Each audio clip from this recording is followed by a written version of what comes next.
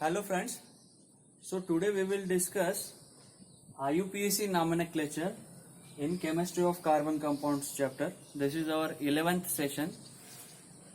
Friends, before beginning with nomenclature, we will learn few things. As all we have studied about hydrocarbons, जैसे ही हमें IUPAC nomenclature किसी compound को देना है तो सबसे पहले हमें एक रूट वर्ड यानी जो पेरेंट चेन रहती है, जो भी लंबा हमको कंपाउंड मिलता है वो रूट चेन को क्या नाम देना है वो डिसाइड करना पड़ता है। तो हाइड्रोकार्बन्स में कार्बन एटम की संख्या, कार्बन एटम कितने हैं उसके आधार पर हम उसे नॉमेनक्लेचर देते हैं। अगर कार्बन एटम 1 है तो उसे हम क्या कहते हैं? Methane. Methane, ethane, propane, butane, pentane, hexane, heptane, octane, नोनेन, decane. This series goes in this way. जैसे जैसे एक एक कार्बन बढ़ता है हम इन्हें इस तरह से नाम देते हैं। For 2 carbon atoms it is ethane, for 3 carbon atom it is propane, butane, pentane, hexane, hexa यानी 6, हेप्टा यानी 7, ऑक्टा यानी 8, नोनेन एंड देन डेकेन। तो फ्रेंड्स, एक इसके कई सारे रूल्स है। उसके पहले ये जो रूट बनता है IUPAC नॉमेनक्लेचर में, that depends on this number of carbon atoms. उसके बाद में हम देखेंगे कि सफिक्स क्या होता है और प्रीफिक्स क्या होता है।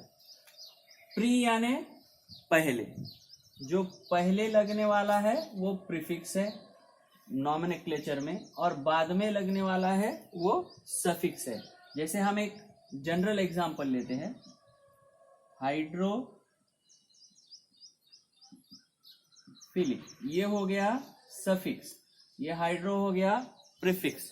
हम इसमें क्या कहते हैं? हाइड्रो यानी वाटर, फिलिक यानी लविंग, यानी वाटर लविंग सब्सटेंस, जो वाटर में घुलने मिलने वाला है, जो वाटर के साथ जुड़ने वाला है, ऐसा सब्सटेंस को हम कहते हैं हाइड्रोफिलिक सब्सटेंस। इसमें ये हो गया प्रीफिक्स, ये हो गया सफिक्स। इसी तरह से हम जब नॉमेनक्लेचर देंगे तो depending on the functional groups, उसमें जो जो फंक्शनल ग्रुप्स है उसके आधार पर, और सब्स्टिट्यूएंट्स है उसके आधार पर हमें प्रीफिक्स और सफिक्स लगाने हैं। फंक्शनल ग्रुप क्या होता है? फंक्शनल ग्रुप वो होता है जिसकी वजह से उस कंपाउंड की, उस मॉलिक्यूल की प्रॉपर्टीज डिसाइड होती है। जैसे कि वो word, that word itself suggest functional group, function. जैसे कि अभी ह्यूमन बीइंग है, इंसान है, तो उसे हम किस चीज से पहचानते हैं? वो क्या काम करता है। मान लो वो डॉक्टर है तो उसका फंक्शनल ग्रुप क्या हो गया? वो तो ह्यूमन बीइंग है, वो जिएगा, खाएगा, पिएगा, लोगों के साथ घुलेगा मिलेगा, but what is his function? His function is treating patients, तो वो हो गया डॉक्टर। मान लो कोई बिजनेसमैन है तो इसका फंक्शनल ग्रुप, उसके लाइफ में वो बिजनेस क्या हो गया? उसका फंक्शनल ग्रुप है। उसकी बहुत सारी प्रॉपर्टीज जो है वो इस फंक्शन के आधार पर हम बता सकते हैं। इसी तरह से हमारा जब कंपाउंड या मॉलिक्यूल आता है तो उसमें ऐसा एक की स्ट्रक्चर रहता है, ऐसा एक की पार्ट रहता है विच डिटरमाइंस द फिजिकल और chemical properties of that substance. मान लो कोई एक कंपाउंड है, जैसा कि इसमें अगर OH ग्रुप है तो हम उसे क्या कहते हैं? अल्कोहल। तो अभी CH3 CH3 CH3 CH2OH, इसमें भी 2 कार्बन है, इसमें भी 2 कार्बन है, लेकिन इसके और ये इथेन और इथाइल अल्कोहल के प्रॉपर्टी सेम नहीं है, because this OH determines their physical and chemical properties. तो ये और एक एग्जांपल लेते हैं हम, CH3O CH3, ये 2 क्या है? फंक्शनल आइसोमर्स है, जिसमें फंक्शनल ग्रुप चेंज हो गया। तो इसमें और इसमें फिजिकल और केमिकल प्रॉपर्टीज में डिफरेंस है। तो ये डिटरमाइन कौन कर रहा है? OH, O। तो इस OH और O को क्या कहते हैं हम? फंक्शनल ग्रुप, यानी फंक्शनल ग्रुप क्या हो गया, एक तो वो एटम है या फिर ग्रुप ऑफ एटम है, जैसे कार्बोक्सिलिक एसिड में हम देखते हैं ये क्या हो गया, ये ग्रुप है। वही whereas in either it's only a single atom. तो कोई एक एटम और group of atoms, what is functional group, an atom और group of atoms which determines the physical or chemical property of that substance is functional group। तो हमें जब IUPAC nomenclature देना है तो उसके फंक्शनल ग्रुप की तरफ भी बहुत ध्यान देना है, वो कैसे मैं आगे बताने वाला हूं। तो एक इसके बहुत सारे रूल्स है, तो रूल्स थ्योरी वाइज रट के हमें उतना लाभ होने वाला नहीं है, डायरेक्टली अपन एग्जाम्पल्स के पैरेलली रूल्स देखेंगे। जैसे कि साइकिल कैसे चलानी है वो लिख के सीख नहीं सकते, उसे चलाकर ही देखना पड़ेगा। सेम वे में हम एक के बाद एक एग्जांपल्स करेंगे, थोड़ी डिफिकल्टी बढ़ाते हुए बेसिक से लेके जाएंगे। सबसे पहला एग्जांपल हम देखेंगे, इसे हम कॉमन नेम में क्या कहते हैं, आइसोब्यूटेन। इसे हम कॉमन नेम में कहते हैं आइसोब्यूटेन। तो सबसे पहला काम हमें क्या करना है, जैसे ही कोई चेन मिली उसको नंबरिंग करना है, और जो हम उसको नंबर देते हैं उसे हम क्या करते हैं, कहते हैं लोकेंट। जो हम नंबर देते हैं उसे हम कहते हैं लोकेंट। अभी देखो, जब हम चेन बनाएंगे तो हमारा प्रयास क्या रहेगा कि वो चेन की लेंथ हमें लॉन्गेस्ट पकड़नी है। लॉन्गेस्ट चेन जो होगी उसे हमें लेना है। तो इधर तो कोई लॉन्गेस्ट शॉर्टेस्ट का टेंशन नहीं है, हम 1 2 3 इधर से जाओ किधर से भी जाओ, 3 कार्बन एटम ही है, तो नंबरिंग ऐसे होगी 1 2 3। या फिर हम अगर चाहेंगे इसको ऐसे ले तो भी 1 2 3 सेकेंड पोजीशन पर ही ये वाला ग्रुप मिलेगा आपको। तो हमने जब डिसाइड कर ली उसकी चेन की लॉन्गेस्ट रूट, तो उसका रूट हमने डिसाइड कर लिया। तो कितने कार्बन एटम हो गए बेटा, इसमें 3 कार्बन एटम हो गए। तो हम इसका रूट क्या कर लेंगे, ये रूट वर्ड इसका डिराइव किससे होगा, प्रोपेन से होगा, बिकॉज ऑफ 3 कार्बन एटम्स। बाद में हम देखेंगे कि ये जो सब्स्टिट्यूएंट है, ये कौन सा सब्स्टिट्यूएंट है, मिथाइल ग्रुप है। तो ये मिथाइल ग्रुप कौन से कार्बन एटम पे अटैच है, सेकेंड पोजीशन पे। तो इसे हम कैसे लिखते हैं, ये देख लो बेटा, ये सेकेंड पे मिथाइल ग्रुप है तो 2 लिख दिया। बाद में ये हो गया 2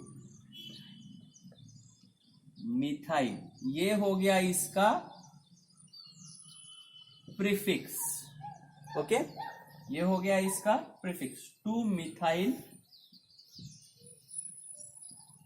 प्रोपेन। ये हो गया इसका IUPAC नॉमेनक्लेचर। ओके,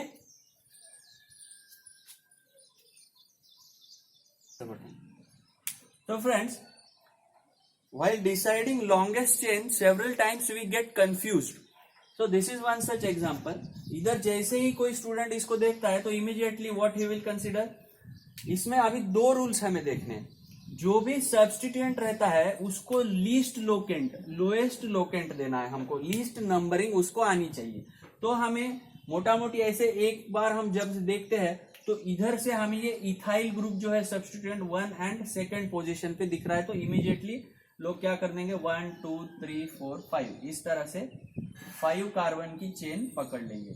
लेकिन फ्रेंड्स अभी देखो, अगर मैं चेन को ये बाजू से ना लेकर उसे सब्स्टिट्यूएंट को इथाइल की जगह पे मिथाइल अगर लेता हूं मैं, और नंबरिंग मैं इधर से देता हूं, तो क्या होता है देखो 1 2 3 4 5 एंड 6। तो here I am getting chain of 6 carbons. तो which will be the longest chain, this will be the longest chain. तो अभी देखो 1 2 3, थर्ड पोजीशन पे मुझे मिल रहा है मिथाइल ग्रुप। थर्ड पोजीशन पे मुझे मिल रहा है मिथाइल ग्रुप, और नंबर ऑफ कार्बन एटम कितने हैं, 6। यानी रूट किधर से डिराइव होगा, हेक्सेन से। तो मैं इसे कैसे लिखूंगा, 3 मिथाइल हेक्सेन। अभी मान लो मैंने बोर्ड की एग्जाम में ये नॉमेनक्लेचर लिखने के लिए पूछा गया है और मैंने इसको ऐसे लिख दिया 3-methyl hexane. For this answer I will get 0 marks. Why? Because this M is not capital. This first letter M has to be capital for proper nomenclature. Now friends, in this example, if we will start giving numbering, there are several ways. There are several wrong ways of probably doing. सबसे पहले तो कोई ये ऐसे ले सकता है 1 2 3 4 2 3 di ethyl butane. ये गलत है. I am telling you the number of ways in which you can do wrong nomenclature. Be aware. मैं ये गलत बता रहा हूं. This is not the right answer. 2,3 diethyl butane. सबसे पहला रिमेंबर ऑलवेज लॉन्गेस्ट चेन हमें ढूंढनी है. तो ये रॉन्ग, पहली रॉन्ग मेथड. 1 2 3 4 5. किसी को लगेगा ये लंबी है. 1 2 3 4 5. तो इसमें क्या है, सेकेंड पोजीशन पे इथाइल ग्रुप है और थर्ड पोजीशन पे कौन सा ग्रुप है, मिथाइल ग्रुप है. अब ये रॉन्ग करने में भी एक करेक्ट कर देते हैं बच्चे. क्या कि जब दो ग्रुप है इथाइल और मिथाइल तो पहले किसको लिखना है, अल्फाबेटिकली जो पहले आता है उसको पहले लिखना है. जैसे अभी 2 ethyl 3 methyl pentane. Remember, this is also wrong. This much part is right, but parent chain is wrong, because if I will start numbering from this place, I will get 1 2 3 4 5 6 carbon atoms, and that will be the longest chain with 6 carbon atoms. And remember, here M is not capital, it is small. Only this letter has to be in capital letter. After every number you must give hyphen in between alphabet and numeric. Okay, and if you have two substitutions, put comma. If you have two methyl groups on same carbon atom, like second carbon atom, 2 dimethyl, here we have 2 3 diethyl. Okay, you have to put comma in between two numbers. Now I will select longest chain in this way, and this is also wrong, this is also wrong. Now I am going to give you the correct answer. 1 2 3 4 5 and 6. तो parent carbon chain में ये आगे वाला IUPAC name किससे derive होगा, 6 carbon atoms है यानी hexane से डिराइव होगा. 6 कार्बन आइटम यानी हेक्सेन. तो how many carbon atoms are there, 6. 1 2 3 4 5 6. दोनों तरफ से जाओगे तो थर्ड एंड फोर्थ पोजीशन पे मिथाइल ग्रुप मिलेगा. इधर से भी जाओगे तो वही मिलेगा, इधर से भी जाओगे तो वही मिलेगा. तो 1 2 3 और आगे क्या है 4. दो जगह पे मिथाइल ग्रुप है यानी 3 4, आगे हाइफन डाई मिथाइल हेक्सेन. ये हो गया उसका correct nomenclature. I hope this is clear.